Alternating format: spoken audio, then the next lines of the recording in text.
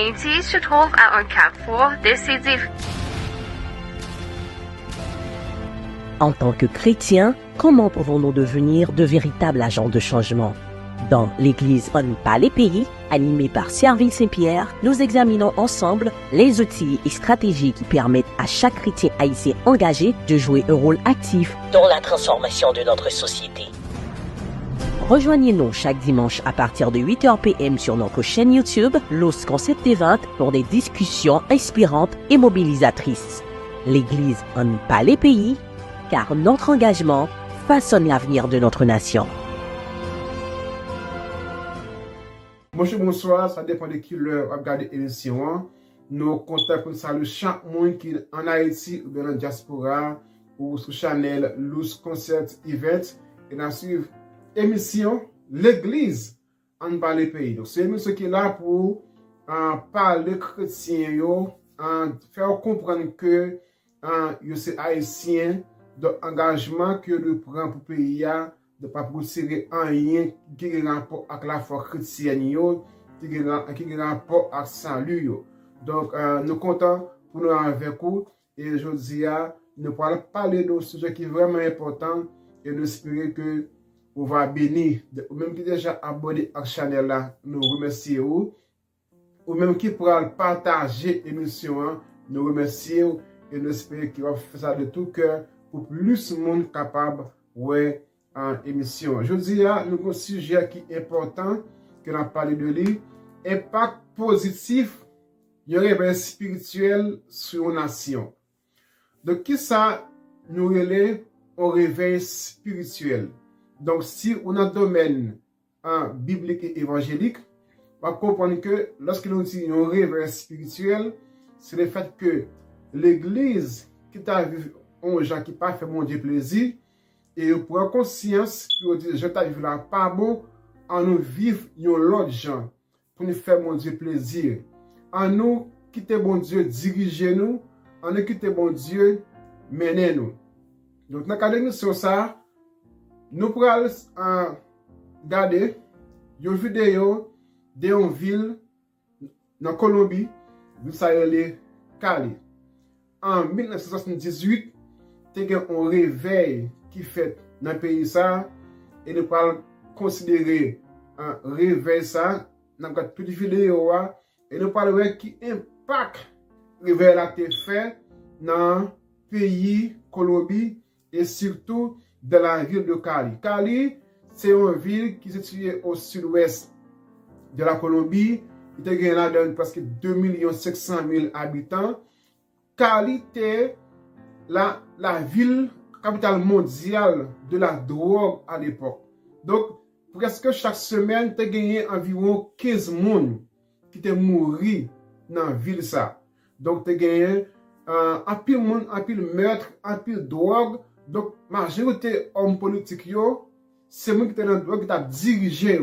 Donc, tu as gagné un pile gros baron de drogue qui t'a vécu dans Colombie. Donc, l'église, par conscience, ils mettaient ensemble, ils ont la prière, ils ont dit, bon Dieu, nous voulons ville Cali tourner une ville de paix. Et c'est ça que fait Pasteur Roubal ainsi que sa famille, ils ont entré dans la ville là, ils ont la prière, deux conseils avec le pasteur, ils mettaient ensemble, ils cherchaient bon Dieu, et bon Dieu libérer ville là. À tel point, maire ville là, la ville là, offrir ville là par bon Dieu. Il offrir stade là pour chrétiens car adorer bon Dieu. Gagner des avocats connus sportifs dans la ville là qui est très connu, donc qui remettent la vie par bon Dieu. À tel point en dans prison le bon Dieu a agi, donc prisonnier a converti, mon a libéré, la vie reprend en dans ville Cali encore. Moi invité vous garder vidéo prendre sang pour garder pour voir qui ça unité qu'a fait les chrétiens unis ensemble qui ça qu'a fait les qui était intérêt personnel et puis intérêt bon Dieu les comprendre que yo c'est colombien yo c'est habitant de Cali ville là a péri dans mer yo chercher bon Dieu ensemble dit bon Dieu nous voulons pour bon nous ville là et puis là dit quand le juste cri l'Éternel entend. et bon Dieu t'étendait yo, et bon Dieu t'est libéré ville là. Et nous parlons après réveil ça, comment le pays a gagné la paix, comment le pays a progressé, etc. Donc, nous savons, Colombie est un pays qui progresse, et ensuite, ville Cali, une ville qui gagne la paix, parce que, bon Dieu, t'es réveillé chrétien en dedans ville ça. Donc, m'encourager vous pour capable garder pensant, garder vidéo, suivre bien, et vous voir qui impact social. Donc, il y a un réveil spirituel qu'a fait en dans un pays. On suit la vidéo ça ensemble.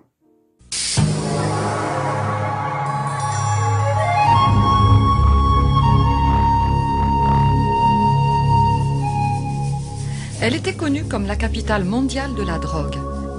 Il faut ajouter à cela la violence, la corruption et toutes sortes de péchés que l'on peut imaginer. La violence était à son paroxysme. L'Église ressentait la pression de ce qui se passait autour d'elle. Alors voilà l'Amazonie, qui est l'Amazonie de Colombie, du Brésil et du Pérou. On y trouve beaucoup de laboratoires de cocaïne. Marcy et Randy Macmillan sont des vétérans qui ont vécu à Cali pendant plus de 20 ans. Ils ont passé au moins 10 ans à l'ombre des seigneurs de la drogue dans cette ville. Ils ont vu les effets dévastateurs du contrôle impitoyable de la mafia. Et cela se passait juste de l'autre côté de leur maison.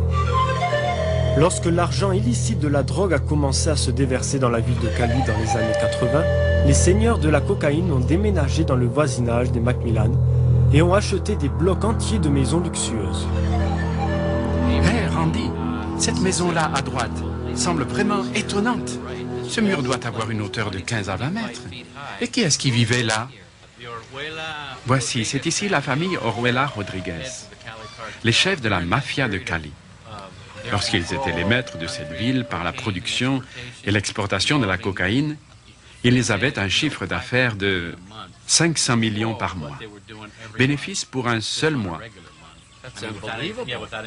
Mais pour leur sécurité, il leur fallait obligatoirement des grands murs, tant ils vivaient dans la peur.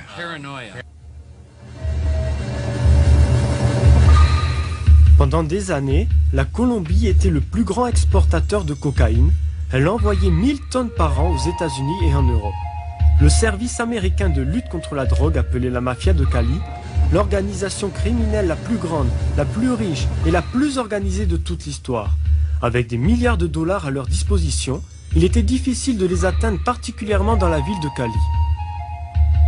Ils contrôlent toute la situation socio-économique, politique et même religieuse. C'était terrible. En ce temps, le trafic de la drogue à Cali était l'un des plus forts dans le monde. Les gens mouraient facilement. Si dans la circulation tu te trouvais au milieu d'une fusillade, c'était un miracle si le chauffeur et toi n'étiez pas tués. Les gens de la ville vivaient dans la peur. J'ai personnellement vu 5 personnes tuées à Cali. Beaucoup de journalistes ont été tués parce qu'ils dénonçaient ce que la mafia faisait en Colombie. Les décisions politiques importantes pour le pays étaient contrôlées par l'argent de la drogue. Tous les aspects de la société étaient ainsi influencés. Ça touchait à tout, absolument tout. Ce que vous voyez ici n'est qu'une des 1200 propriétés qu'ils avaient à Cali. Marcher librement dans les rues qui ont connu tant de terreur est un témoignage des changements remarquables qui ont lieu à Cali. Mais où est-ce que tout cela a commencé? Cette histoire, tout comme les autres, récit de transformation, est enracinée dans le cœur des intercesseurs. Des hommes et des femmes qui avaient des oreilles pour entendre ce que Dieu disait. Dieu nous a parlé en nous demandant de venir à Cali. Ruth Roybal et son mari Julio sont venus à Cali en 1978. Ils étaient choqués de voir de grandes ténèbres sur la ville. Mais Julio était convaincu que si le peuple de Dieu se mettait ensemble et priait, l'emprise de l'ennemi serait brisée. Il y avait seulement un problème. Personne ne voulait le faire. Il n'y avait pas d'unité entre les églises. Chacun menait sa vie chrétienne à sa guise et se contentait de bénir ses frères, leur souhaitant de merveilleux moments dans leur église. L'association des pasteurs était seulement un jeu d'écriture, mais rien n'avait d'effectif. Chacun travaillait de son côté. L'unité n'était pas du tout recherchée. Après un désaccord, Julio s'est retiré de l'association des pasteurs qui était déjà précaire. Mais il réalisa qu'il contribuait encore à la désunion. Dieu lui dit, tu ne dois pas t'offenser. Tu dois pardonner. Il a reçu ce message et a pensé, si je veux refléter Jésus, rien ne doit m'offenser. Julio retourna voir les pasteurs et leur demanda pardon. Il ne pouvait pas continuer à marcher dans la désunion, surtout pas au moment où leur ville avait de grands défis à relever.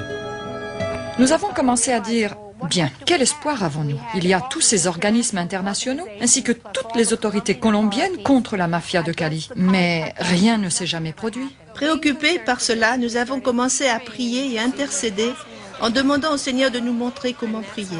Et c'est ainsi qu'il nous a fait comprendre nos racines spirituelles. Pour saisir la vision de Dieu sur leur ville, les églises locales ont commencé à déterminer les forteresses spirituelles dans leur voisinage immédiat. Voilà ce que nous faisions. Randy trouvait des cartes de la ville. On y trouvait les différentes zones qui se partageaient en plusieurs quartiers. Alors, nous répartîmes les églises dans ces zones selon les quartiers où elles vivaient. Et il nous fallait ramener un rapport sur tous les problèmes observés, des problèmes fréquents et bien établis dans leur zone.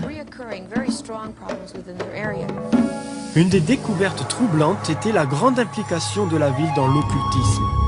Même les patrons des réseaux de drogue étaient des clients des médiums, des guides spirituels. Ils étaient fortement enracinés dans des pratiques occultes et impliquaient les responsables religieux. Cela leur donnait donc le pouvoir, sans compter celui que leur donnait déjà l'argent. Quand ils ont commencé à combattre les forteresses spécifiques de la ville, les pasteurs de Cali sentirent que Dieu les amenait à rassembler leurs fidèles pour une nuit d'adoration et de prière commune. Au début, le problème était que les gens disaient « ça ne va pas marcher ». Il se peut que les gens ne viennent pas. Et beaucoup s'y sont opposés. Et nous avions des responsables qui ont osé entreprendre. Ils ont osé, comprenant que c'était la volonté de Dieu. En 1995, nous avons eu la première veillée de prière. Did you feel the mountains tremble? Ils ont prié contre les principautés et les puissances. Ils ont prié pour l'unité, en comptant sur Dieu pour qu'il se manifeste dans les églises. À ce moment, le maire est monté sur le podium et a prié pour Cali et a dit « Cali appartient à Jésus-Christ ». Lorsque les chrétiens entendirent ces paroles venant du maire de la ville, ce fut une confirmation de ce que l'Esprit Saint faisait dans la ville. 48 heures après l'événement, le journal quotidien titrait « Aucun homicide ». Pour la première fois de mémoire de citoyens, Cali avait eu un week-end entier sans un seul meurtre. Un événement digne d'attention dans une ville qui comptait en moyenne 15 meurtres par jour. Après les principaux fruits de la prière, des programmes d'intercession ont continué et c'est là que l'on a commencé à voir les résultats. 10 jours après, le premier patron du réseau de drogue est tombé. Dieu était en train de changer la ville.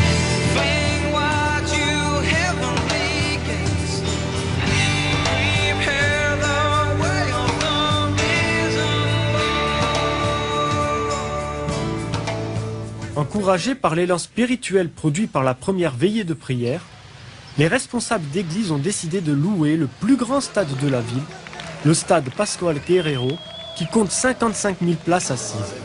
Leur foi fut récompensée par la présence de 60 000 croyants venus adorer et prier au-delà des barrières dénominationnelles. Pendant l'été 1995, le gouvernement colombien déclara une guerre générale contre les patrons des réseaux de la drogue. 6500 commandos d'élite furent disséminés dans Cali avec l'ordre d'arrêter les chefs de la mafia. Il y avait 7 chefs importants de réseaux de drogue. 6 sont tombés au cours des 9 mois durant lesquels nous avons vraiment commencé à prier ensemble. L'atmosphère spirituelle de toute la ville de Cali a changé. Tandis que Julio Roybal était encouragé par la main de Dieu, il y eut de l'opposition dans son propre voisinage. Un voisin en colère à cause d'un droit de propriété menaça de le tuer. Julio disait « Je vais jeûner et prier jusqu'à ce que je sache ce qui se passe ». Alors, il se mit à jeûner et le 3e jour, Dieu lui parla et lui dit « Il t'arrivera un grand dommage, mais cela déclenchera le réveil à Cali ». Je vais vous dire que ce que nous faisons ce soir est une chose très dangereuse. Se tenait une réunion avec l'association des pasteurs, le comité. J'attendais Julio avec les autres pasteurs à 2h cet après-midi.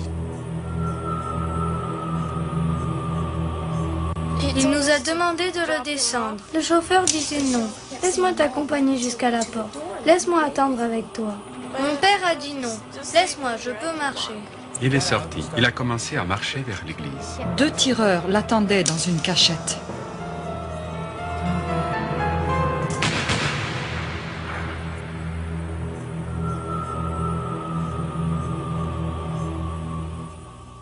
C'était la dernière fois que je le voyais.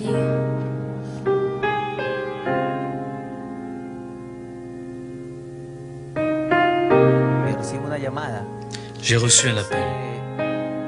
On vient juste de tuer Julio. J'ai dit oh non, comment peuvent-ils tuer un pasteur? Alors je suis allé sur les lieux pensant qu'il avait juste été blessé. Mais quand je suis arrivé, il était couché de côté comme un bébé. Julio le bruyant, l'homme actif qui ne s'asseyait jamais calmement. Là, il était couché comme un bébé. Quand ils m'ont annoncé cela, ce fut un choc. Je ne pouvais pas croire que cela se soit vraiment produit. Et quand je suis arrivée, son corps était toujours couché dans la rue. Il y avait une flaque de sang à côté de sa tête, touchée par la balle.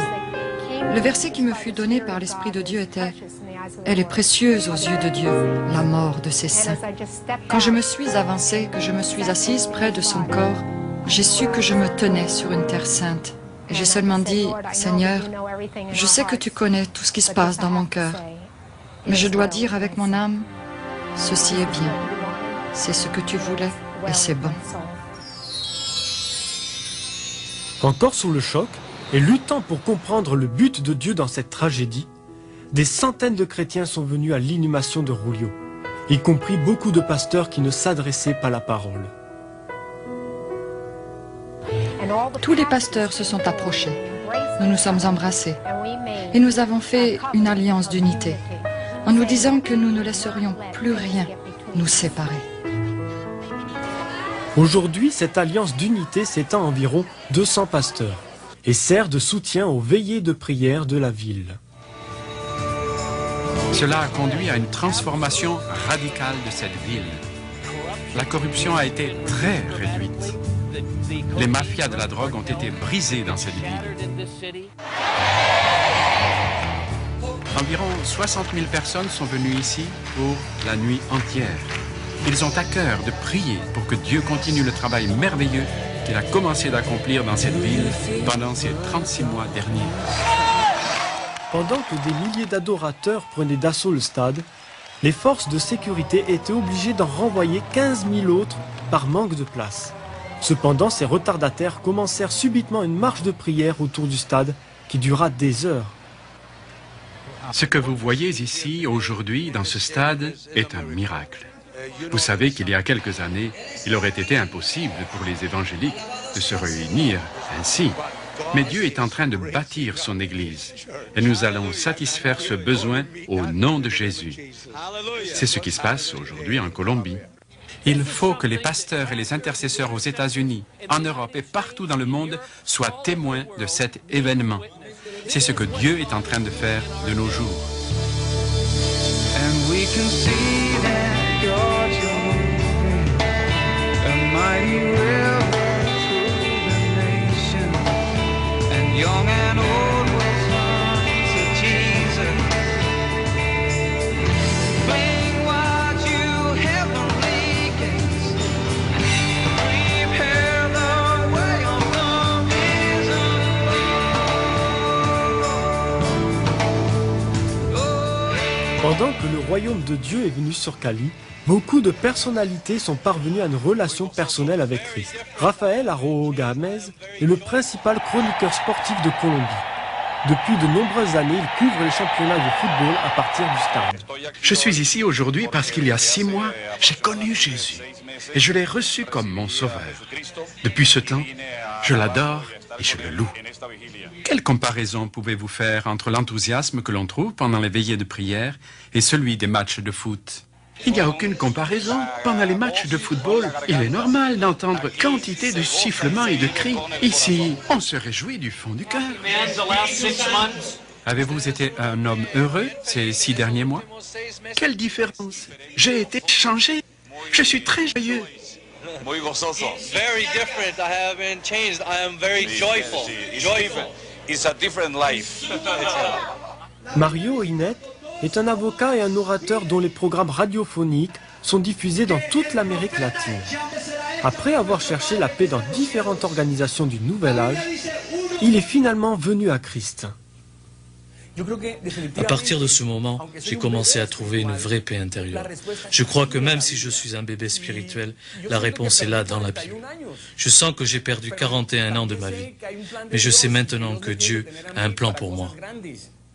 La nouvelle passion de Mario est d'apprendre les voies de Dieu et de le servir par les médias. Je comprends que Dieu est en train de me dire, tu ne dois plus servir Dieu selon ta vision, mais selon celle de Dieu. Et j'ai dit oui, qu'il en soit ainsi, Seigneur. Ce que tu veux, mais utilise-moi, je veux te servir.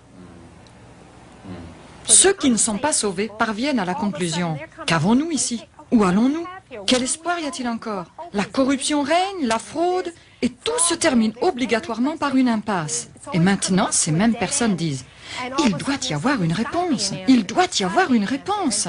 Et si l'Église répond, il y a une solution, alors se produit une explosion. Même les autorités de la ville reconnaissent les effets positifs de l'Évangile. Les autorités disaient au président de l'association des pasteurs, « Hé les gars, écoutez, nous avons besoin de plus de serviteurs de Dieu dans le gouvernement. Nous avons besoin de gens honnêtes comme vous. » Et le maire avait dit, « Je ne peux pas vous facturer l'utilisation du stade parce que vous nous rendez service. » Maintenant, il voit une église qui apporte quelque chose de positif.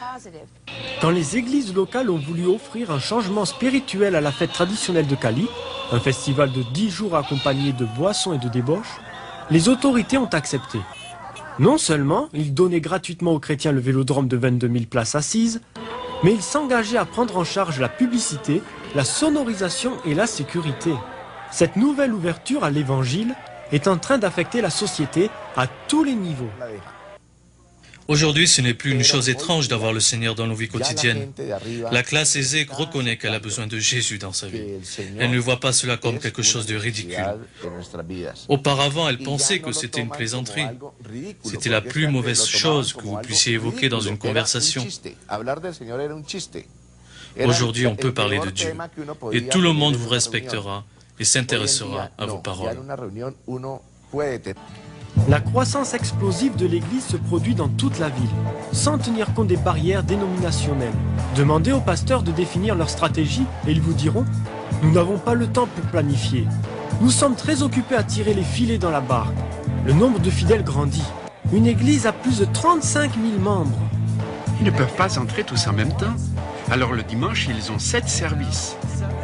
Ils ont un culte à 7 heures le matin, un autre à 9, à 11, à 1 heure, à 3, 5 et à 7 heures la nuit. Quelle explosion, et particulièrement dans cette église. Est-ce que les choses se passent ainsi dans d'autres églises de la ville? Oui, ça se passe aussi dans d'autres églises. Presque chaque église grandit dans la ville de Cali. Il y a partout une faim de Dieu. Vous pouvez le voir dans les bus, dans les rues. Vous pouvez parler à n'importe qui et n'importe où. Les responsables d'église croient que cette faim spirituelle est le résultat direct de leur unité, de leur ardente prière. Ce processus continue avec la repentance et la réconciliation qui balaient toutes les barrières de l'évangélisation. Je crois que l'Église est maintenant très unie et que ce ne sont pas simplement ses problèmes qui ont rapproché les gens de Dieu, mais c'est Dieu lui-même qui a agi dans la ville. Il est intéressant de voir le Seigneur choisir la ville de Cali. Une ville qui était contrôlée par de l'argent sale, par des chefs de la mafia et par la corruption. Le choix de cette ville n'était pas certain, mais Dieu l'a choisie spécialement. Et je crois que Dieu a fait cela à bon escient, pour montrer au monde entier et aux autorités des villes de ce monde que Dieu peut transformer une communauté si celle-ci se repent. Le réveil que Julio Roybal a prophétisé avant sa mort a commencé. Sa famille, en célébrant l'unité retrouvée de l'Église, et les foules qui viennent à Christ est réconfortée et honorée pour y avoir contribué. Nous nous sommes rendus compte que Dieu nous avait confié à nous la plus grande chose que personne ne pourrait jamais faire. Et cela ressemble au martyr pour Christ. Nous avons réalisé aussi la responsabilité que nous avons d'exalter son nom, car nous savions que Dieu était en train de faire quelque chose de plus grand encore. Avec sa mort, c'est comme si cela nous a encouragés à vouloir faire la même chose, à abandonner nos vies pour le Seigneur et non pas simplement mourir pour lui, mais vivre pour lui. Cela peut être plus difficile que de mourir pour lui. Est-ce que vous sentez que quelque chose de la vision de votre Père est en train de vivre et de passer en vous? Oui, elle est en nous, c'est une grande partie en nous. Julio avait l'habitude de dire « Je suis immortel jusqu'à ce que j'ai accompli tout ce que Dieu a prévu pour moi. » Et s'il était possible de lui demander « Était-ce utile que tu meurs ?» il vous répondrait oui, parce que c'était là l'aspiration profonde de son cœur. What everyone thought was impossible, what everyone thought was totally, virtually, humanly impossible, I bear witness before God and you this evening that nothing is impossible for God. Nothing is impossible for God. Je pense que Dieu est en train de faire quelque chose de nouveau, non seulement dans la ville de Cali, non seulement dans la nation de la Colombie, mais à travers le monde entier aujourd'hui. Si c'est ce que l'Église veut voir se réaliser dans l'avenir, je veux aussi en être partie prenante. Moi sûr que vous te prend 100 pour garder vidéo. Je dis, ou même qui c'est chrétien, même qui c'est leader évangélique en Haïti, qui ça, vidéo ça, inspiré ou.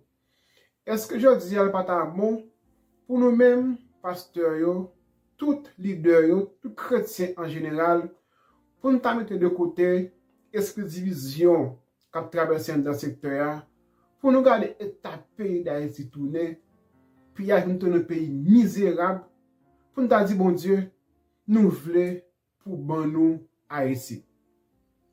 Si nous unissons ensemble, si nous cherchons bon Dieu a libéré la nation. Moi, sûr que vous te pensez pour regarder la vidéo. Donc, réveille ça pas qui est fab. Et si, peuple bon Dieu qui en Haïti, mettez ensemble pour la prière, avec un cœur sincère pour chercher bon Dieu qui a réveillé Haïti. Bon Dieu qui a sauvé la nation, il a Haïti une chance encore. Moi, conseiller nous pour nous capables unir nous ensemble pour nous la prière.